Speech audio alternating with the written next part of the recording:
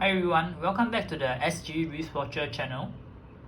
Today I'm presenting 10 reasons why this $100 Moonswatch alternative is better than the real thing.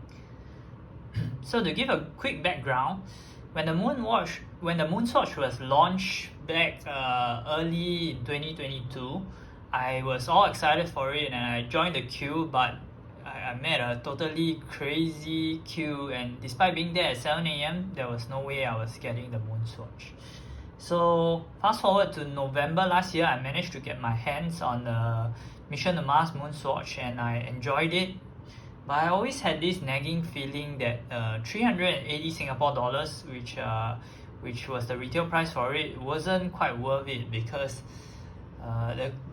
the case material bioceramic, my initial impressions was that it was going to be some kind of polymer, high grade, lightweight, but it turns out that actually bioceramic to me is just feels like plain old plastic, and it always felt quite expensive for what it was in terms of quality. So I started looking for alternatives and I came across this Pagani design Moonswatch, and obviously it's a homage of the of the Omega Speedmaster, and in particular this blue and white dial version is a homage to the Omega Snoopy limited edition 3. So let's get into the 10 reasons why this is better than an actual Moonswatch. So first of all, the crystal. This crystal is actually made out of sapphire glass, and on the Moonswatch, what you get is plain old plastic, or as Omega calls it, Hazellite.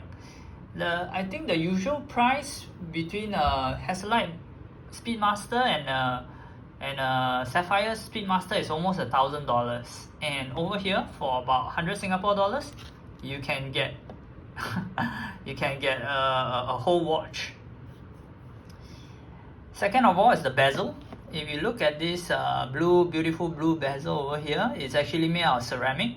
On the Moonswatch, it's actually just a piece of sticker. It's just a sticker. And even on the Moonswatch itself, which I have over here, it's actually made of, I believe it's anodized aluminum, the usual kind, which is always very beautiful, but there's always a chance that it will get scratched over time. Whereas for ceramic, it's used by Rolex. They were the first one, I think one of the first ones to have it as a bezel because of its high scratch resistance, and obviously it's a premium material. Next would be the strap or the bracelet. On the Moonswatch, I regret that I don't have it any longer here, but the Moonswatch strap is notorious for being really plasticky and very stiff. It feels like cardboard. Yeah, so I changed it out immediately when I had it. But on this Pagani design, what you actually get is a full metal bracelet. Yep, and with a clasp. I haven't used it yet, and if you look at it, it's a solid clasp made of solid metal, solid end links. It's pretty decent. It's pretty good for this price, more than you can ask for. Next, case material. So obviously you can see that this Pagani design is made out of 316L steel, like most watches are, and compare that with the so-called bioceramic, or that's just marketing speak for plastic. Yeah, and it feels so much more premium, better build quality, and it's great. It's so much better. It feels like a proper watch rather than a McDonald's watch, which I always felt that the Moonswatch feels like. Next is the movement. Okay, this one is a little bit debatable. So in the Moonswatch, you actually get a quartz movement, a Swiss quartz movement, and in here you get a Seiko VK63 movement. And what's the difference? So for the swatch, for the Moonswatch, you actually get the sub-dials are actually not at 3 and 9, they are actually placed higher up, so that gives you a kind of a weird aesthetic, whereas here you get the traditional 369 placement of the sub-dials, which is a lot more visually pleasing. And so for the Moonswatch, when you depress the chronograph, the seconds hand actually tick in 1 second increments, whereas when you get a mecha quartz like this, the second hand tick about, I think it looks like it's about 3 seconds, 3 times a second. So you can see a much smoother sweep, which is much closer to the real Omega Speedmaster. Yeah, you see, it sweeps and it doesn't jump in 1 second increments. And when you reset this VK63 movement, it snaps back immediately, just like a real mechanical chronograph. Whereas on the Moonswatch, you make one long turn back to 12 o'clock. So to me, the VK63 is a superior movement. Next, we're talking about water resistance. So the Moonswatch is just a plastic watch, as I mentioned. I believe the water resistance is 30 meters. But you can see here with a screw down case back that actually Pagani design gives you 100 meters of water resistance, or at least that's what they are promising you. Next, maybe this one is stretching it a little bit. Complication. You get an extra date wheel on here, which you don't get on the Moonswatch. And I know date wheels are not always popular with everyone. You can always get the normal versions. They have many different color variations of this, and many of them come without the date wheel. So you don't have it if you don't like to, but if you want something practical, you can always decide, and you have the option. Next, I'm going to talk about finishing. For the Moonswatch, it's just a piece of plastic being stamped out. It's more or less the same grain finish throughout the whole watch.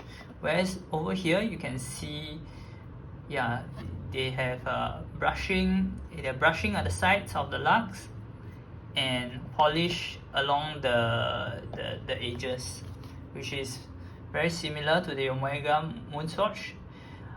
The only downside, I would say, on the whole, the Pagani design, the quality of the brushing is really solid. Nothing I can complain about, definitely not at this price. If you were to compare to the actual Moonswatch, I think there is a slight difference. You can see that it's actually sharper. The transitions between the edges, you can see here, it's a little bit rounded here, whereas on the real Omega, which costs multiple thousands of dollars, it's much sharper. But of course, you can't complain. At $100, it's a crazy good deal. You can see even underneath the lugs, they even bother to give you a nice brush finish. So really, this is a huge value for money, which I can't say for the Moonswatch. Next thing, price. Of course, this costs 100 Singapore dollars, whereas the Moonswatch, as I mentioned, costs $380. So you're paying almost this is almost a quarter of the price of a Moonswatch. And as I've shown you, the quality and is way much better than the Moonswatch. And finally is availability. You can head on to AliExpress and get this at any time. And for the Moonswatch, I think there was low availability at the start, but now things are starting to get better. But if you live outside of the big cities, it's still a challenge to get this, and you can order this online. Downsides. So the main downside for this watch would be originality. Unfortunately, this watch, as great quality as it is, has zero originality. It's a total rip-off design from Omega, which the Moonswatch, Swatch being the parent company of Omega, definitely has way more claim to the design and originality of the Speedmaster. But if you're like me and you're not willing to pay $380 for what I call a McDonald's toy watch, I think this is actually much better. And yeah, that's it. So yeah, hope this video has been informative, and if you enjoyed it, you can head over to Instagram, and you can follow me at my Instagram at SG Wristwatcher. So have a nice day, and see you again.